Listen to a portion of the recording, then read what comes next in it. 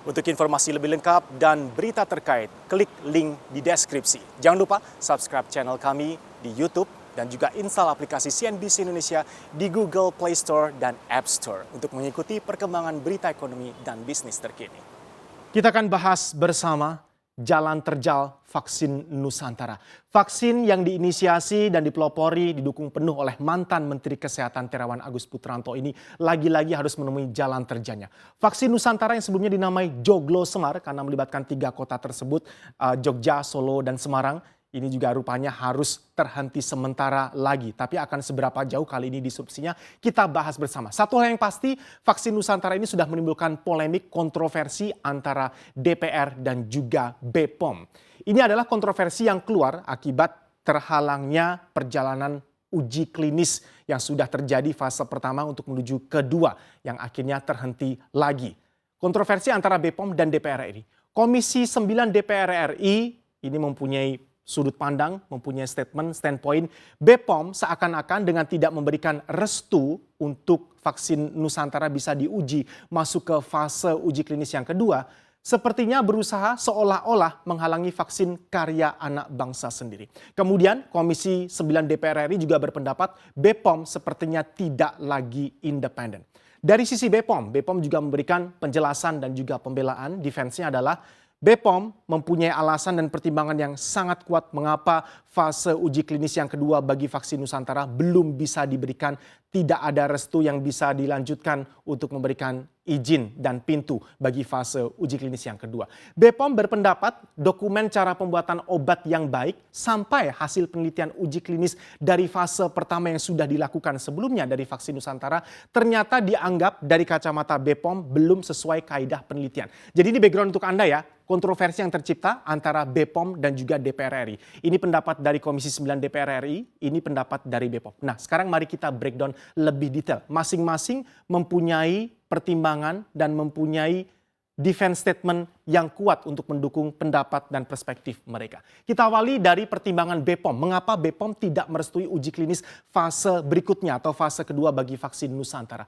Uji klinis fase yang pertama yang sudah dilakukan dari vaksin Nusantara ini dianggap tidak memenuhi kaidah klinis yang dipersyaratkan dan sesuai dengan SOP untuk BPOM bisa memberikan dan membuka pintu berikutnya. Kemudian ada perbedaan tempat lokasi penelitian dan komite etik. Ini salah satu pertimbangan mengapa uji klinis fase pertama dianggap tidak sesuai dengan kaidah klinis. Pengembangan vaksin Nusantara yang sudah terjadi di fase yang pertama waktu itu juga tidak melalui uji praklinik terhadap binatang langsung ke manusia sebanyak 30-an pasien waktu itu untuk fase yang pertama.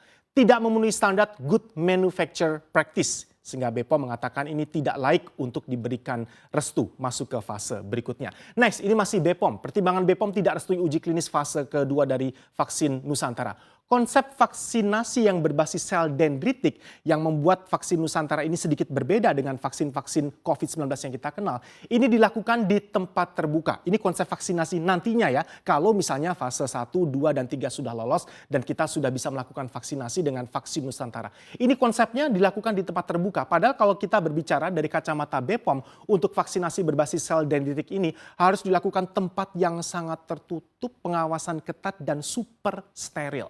Kemudian pertimbangan BPOM berikutnya, tim peneliti dari vaksin Nusantara ini didominasi oleh asing. Khususnya kita tahu pihak sponsor penyokong dari penelitian vaksin Nusantara ini berasal dari iVita Medical dari Amerika Serikat. Selain itu BPOM juga berpendapat bahwa adanya transfer teknologi dari iVita Medical dari Amerika Serikat ini bisa memakan waktu lama 2-5 bulanan. Sehingga kita berbicara mengenai tingkat urgensinya dianggap terlalu lama kalau kita harus menunggu transfer teknologi dan kemampuan serta teknologi adoption yang dimiliki oleh medical dari Amerika Serikat, iVita. Next, BPOM juga berpendapat komponen pembuatan vaksin sel dendritik yang dimiliki oleh vaksin Nusantara ini kebanyakan komponennya ternyata import dan harganya mahal. Padahal konsep utamanya adalah bagaimana bisa menyediakan vaksin dengan efikasi yang bagus dan ideal, tetapi juga dengan harga yang terjangkau. Karena kita berbicara mengenai jumlah populasi Indonesia yang besar. Jadi ini pertimbangan dari kacamata BPOM, mengapa akhirnya tidak merestui uji klinis fase yang kedua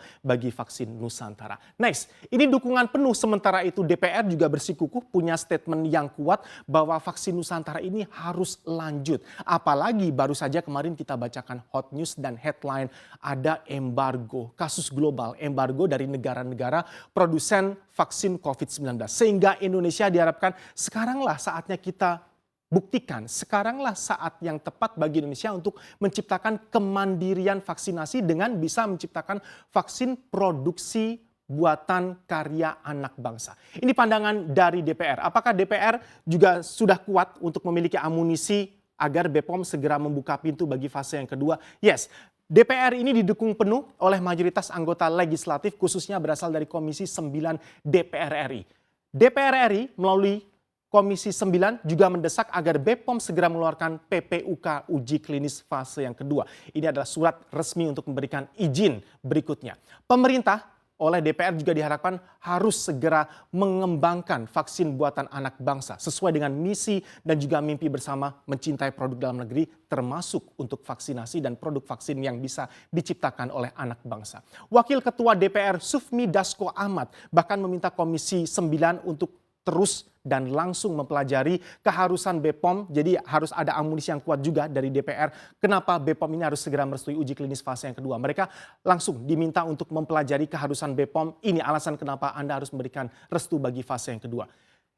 Hal penting lainnya, poin yang disuarakan oleh DPR RI adalah jangan sampai ada persepsi pengembangan vaksin Nusantara dipersulit. Dan apakah benar persepsi tadi sudah tercipta di masyarakat ketika kita kemarin mendengar berita mengenai adanya embargo vaksin oleh produsen-produsen vaksin dunia utama. Indonesia kemandiriannya ditanyakan kapan kita bisa mewujudkan mimpi mandiri secara vaksinasi tadi. Ini diharapkan oleh DPR, jangan ada persepsi pengembangan vaksin Nusantara justru dipersulit. Next.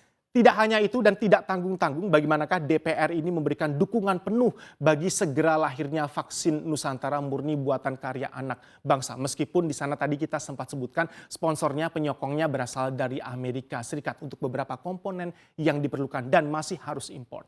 Dukungan tokoh publik ke vaksin Nusantara. Jadi mereka ini influencer yang tidak tanggung-tanggung karena mereka adalah politisi senior, kemudian tokoh publik yang sudah sangat ternama dan bisa dikatakan juga mereka akan berikan pengaruh tersendiri ketika mereka dengan sukarela secara volunteer memberikan sampel darah mereka untuk segera bisa divaksin menggunakan vaksin Nusantara. Abu Rizal Bakri Ical, Dewan Pembina Partai Golkar, kemudian siapa yang tidak kenal Gatot Nurmantio, mantan Panglima TNI, Sufmi Dasko Ahmad, Wakil Ketua DPR RI-nya langsung juga memberikan sampel darah untuk bisa digunakan nanti akan segera divaksinasi Nusantara. Melki Lakalena, kita akan segera interview Bang Melki ya habis ini. Seperti apa sih sebenarnya tanggapan dari DPR? Melki Lakalena, Wakil Ketua Komisi 9 DPR RI pun juga secara sukarela memberikan sampel darahnya sebelum akhirnya nanti akan disuntik vaksinasi Nusantara. Sejumlah anggota DPR dari Komisi 9 juga dengan kompak memberikan inisiasi volunteer memberikan sampel darah untuk bisa segera divaksinasi dengan menggunakan vaksinasi Nusantara.